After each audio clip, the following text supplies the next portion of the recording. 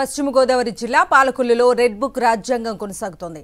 గత ప్రభుత్వ హయాంలో టిడ్కో గృహాల ప్రారంభోత్సవ కార్యక్రమంలో ప్రోటోకాల్ పేరుతో నిమ్మల రామానాయుడు రచ్చ చేశారు. అయితే కూటమి సర్కారు అధికారంలోకి రాగానే వైఎస్ఆర్సీపీ నేతలపై రివర్స్ కేసులు నమోదు చేశారు.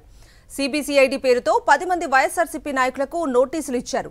రాజమండ్రి సిబిసిఐడి ఆఫీస్ నుంచి వైఎస్ఆర్సీపీ నేతలకు నోటీసులు ఇచ్చారు. ఇవాళ వైఎస్ఆర్సీపీ నాయకులతో పాటు పార్టీ కార్యదర్శి యడ్ల తాతాజీని విచారణకు హాజరు కావాలని ఆదేశించారు. పశ్చిమ గోదావరి జిల్లా పాలకొల్లులో రెడ్ బుక్ రాజ్యాంగం కొనసాగుతోంది. గత ప్రభుత్వ హయాంలో టిడ్కో గృహాల ప్రారంభోత్సవ కార్యక్రమంలో ప్రోటోకాల్ పేరుతో నిమ్మల రామానాయుడు రచ్చ చేశారు. అయితే కూటమి సర్కారు అధికారంలోకి రాగానే వైఎస్ఆర్సీపీ నేతలపై రివర్స్ కేసులు నమోదు చేశారు. సిబిసిఐడి పేరుతో 10 మంది వైఎస్ఆర్సీపీ నాయకులకు నోటీసులు ఇచ్చారు. రాజమండ్రి సిబిసిఐడి ఆఫీస్ నుంచి వైఎస్ఆర్సీపీ నేతలకు నోటీసులు ఇచ్చారు. ఇవాళ వైఎస్ఆర్సీపీ నాయకులతో పాటు పార్టీ కార్యదర్శి యడ్ల తాతాజీని విచారణకు హాజరు కావాలని ఆదేశించారు.